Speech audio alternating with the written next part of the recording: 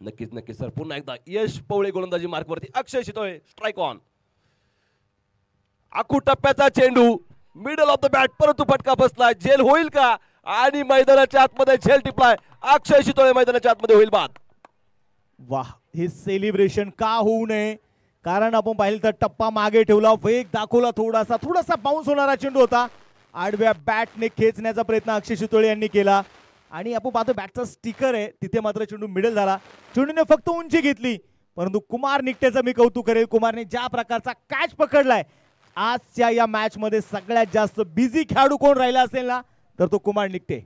नक्कीच नक्कीच सर, आपण पाहिलं गेलं तर या कॅचमुळे, कॅच नाही पकडला तरी मॅच पकडलेली आहे आणि या कॅचमुळे आपण नक्कीच पुन्हा एकदा तिरंगुड संघ या सामन्यामध्ये पुन्हा एकदा प्रवेश करणं आपण पाहणं तितकंच महत्त्वाचं आहे. अक्षय शितोळे मैदानाच्या आतमध्ये बाद झालाय. धावफलकावरती आपण पुन्हा एकदा नजर मारूयात. शेवटचे चेंडू शिल्लक असतील 10 आणि विजयासाठी 11 धावांची आवश्यकता. यश पवळे पाहत्यात गोलंदाजीची. नक्कीच आपण जर पाहिलं गेलं तर त्याची चर्चा आपण करतोय. चेंडू थोडासा सर मागे ठेवला, चेंडूला त्या ठिकाणी राईज केलं आणि नंतर जर पाहिलं गेलं तर चेंडू बॅटवरती मिडल होऊ शकत नाहीये. चेंडू जर त्या ठिकाणी फ्रंट फुटचा चेंडू असला असता, लेन चेंडू असला असता तर अक्षय शितोळेच्या बॅटमधून नक्कीच तो सीमारेषे पार झाला असता. आणि आपण सकाळपासून प्रसन्नतेचा उल्लेख करतोय की या विकेटवरती आज थोडंसं आपण पाहिलं तर ज्या प्रकारचं बॉल स्किट होत आहेत, कुठेतरी गोलंदाजांना जी मदत मिळतीये आणि कदाचित त्याचा फायदा इथे यशने उठवलाय. नक्कीच नक्कीच सर, विकेटला ओळखून गोलंदाजी करणं सुद्धा तितकंच महत्त्वाचं आणि तशा प्रकारची गोलंदाजी यश पवळेकडून सातत्याने केली जाताना आपल्याला नक्कीच जे पाहिले. मागचं षटक क्रमांक 3 तितकंच महत्त्वाचा. तो नंदुगोळे यांनी केवळ 4 धावा खर्च केल्या. या षटकाचे 2 चेंडू झालेत, अजून एकही धाव या षटकामध्ये यशने खर्च केलेली नाहीये. 4 फलंदाज डगआउटच्या दिशेला परतलेले. शेवटचे 10 चेंडूंचा आता खेळ शिल्लक राहिलाय. बनवायचे त्या 11 धावा. गणेश जाधव मैदानात दाखल झाले. प्रसाद पवळे दोन्ही फ्रेश बॅटर. एकही चेंडू दोन्ही खेळाडूंनी खेळलेला नाहीये.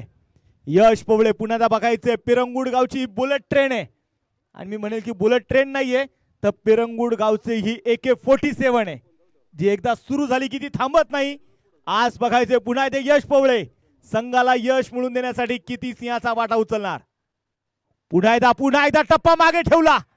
अगदी मी म्हणेल नाकाच्या खालून काढलेला चेंडू. डॉट आला इथे. धावफलक स्थिर असेल.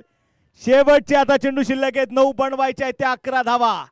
इथून पुढचा संघर्ष निश्चितप्रमाणे फार मोठा असेल तो मुळशी सम्राट क्रिकेट क्लब कासारसाई संघासाठी. 9 चेंडू 11. क्रॉस बॅट खेळण्याचा प्रयत्न. चेंडू हवेत आणि या वेळेस बघायचंय श्रेयश आलाय चेंडूच्या खाली. टिपलाय झेल आणि गणेश जाधवचा संपलाय खेळ. विकेट. या स्पर्धेच्या निमित्ताने काहीतरीच सन्माननीय संदीप भाऊ हुलावळे यांचं देखील यशाने आगमन झालेलं आहे. त्याचबरोबर सन्माननीय हेमराजी जांभूळकर हे देखील यशाने उपस्थित होत आहेत. त्याचबरोबर शिवाभाऊ साखरे पाटील या आलेल्या अतिथी मान्यवरांचं मी हिंजवडी चषकामध्ये स्वागत करतो. हार्दिक असं स्वागत करतो.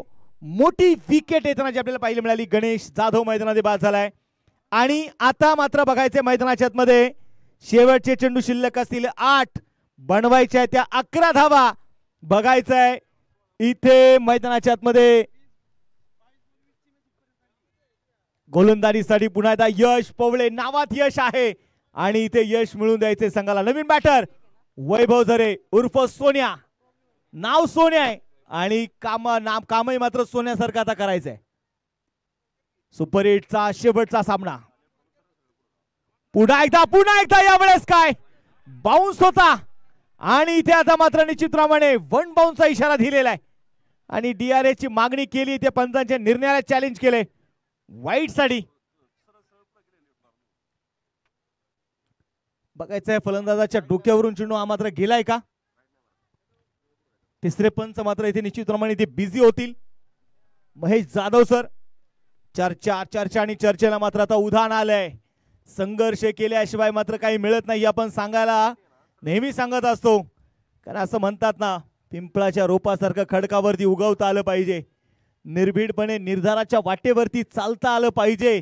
वादळाचं काय ती येतात आणि जातात. मातीत घट्ट पाय रोवून उभा राहता आलं पाहिजे.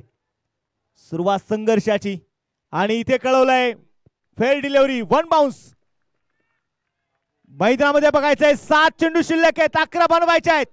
बघायचंय इथे निर्धाव षटक टाकण्याचा मान यशच्या नावावरती जाणार का. यश पवळे पिरंगुड गावची बुलेट ट्रेन आणि ते काय बॅटला ब्रश करा, चेंडू चालला विकेट किपरच्या हातामध्ये आणि सोन्या देखील त्या गावच्या दिशेला. एकदा जोरदार टाळ्या होऊन जाऊ दे यश पवळेसाठी. या इनिंग मध्ये त्याने मात्र फायफर खोललाय. 5 विकेट मिळवल्यात यशने. काय गोलंदाजी केली आहे. जितना बड़ा संघर्ष होगा उतनी शानदार जीत होगी. जेवढा मोठा संघर्ष असतो मित्रांनो, यशही तेवढंच मोठं मिळतं. आज बघायचं या मॅच मध्ये विजयाची माळ कोणाच्या गळ्यामध्ये घातली जाणार, कारण समोर जर आपण पाहिले गेले तर अजूनही प्रसाद पवळे मैदानाच्या आतमध्ये उभा आहे, ज्याला मात्र हार्ड हिटर, मुळशी तालुक्याचा पोलार्ड म्हणून देखील ज्याला ओळखलं जातं, ज्याचे षटकार पाहण्यासाठी